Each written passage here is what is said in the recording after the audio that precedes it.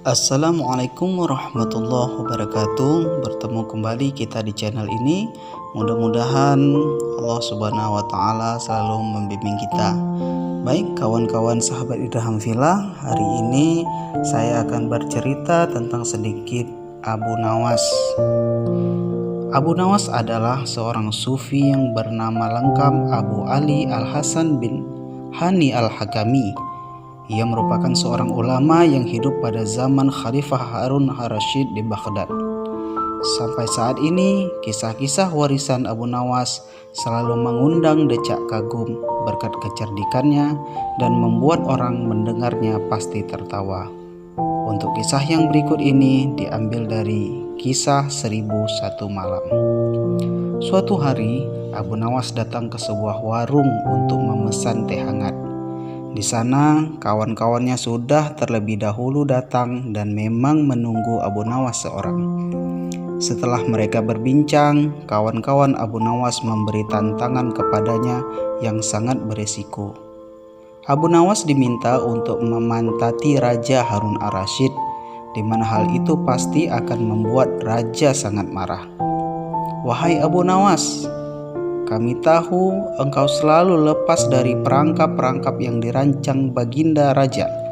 Tapi kali ini kami yakin engkau pasti akan dihukum raja bila engkau berani melakukan tantangan dari kami," kata kawannya. "Apa yang harus aku takutkan? Tidak ada sesuatu pun yang perlu ditakuti kecuali hanya kepada Allah Subhanahu wa Ta'ala," jawab Abu Nawas. "Engkau tahu kan, selama ini belum pernah ada seorang pun di negeri ini yang berani memantati Baginda Raja Harun ar-Rasyid," lanjut kawannya. "Memang benar, tindakan itu jelas melecehkan raja," jawab Abu Nawas. "Kalau begitu, beranikah engkau memantati raja, tapi harus pula membuatnya tertawa?" tantang kawannya.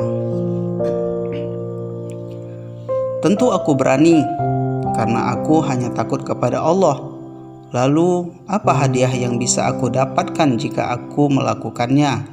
tanya Abu Nawas. "100 keping uang emas," tegas kawan-kawannya. Setelah itu Abu Nawas mencari cara dan berpikir bagaimana agar bisa memantati Baginda Raja, tetapi juga membuatnya tertawa. Selang beberapa hari, Raja Harun ar-Rasyid membuat suatu jamuan yang mengundang berbagai macam tamu, termasuk diantaranya adalah Abu Nawas.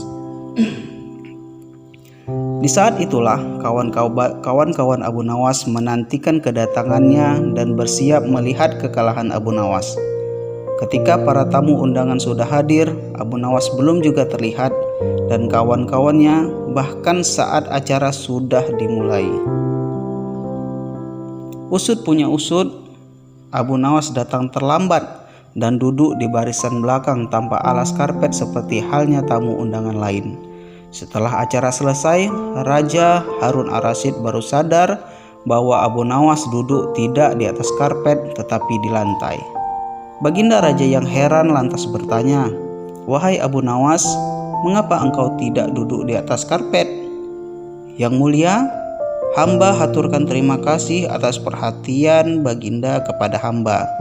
Tapi hamba sudah merasa cukup bahagia duduk di sini," jawab Abu Nawas.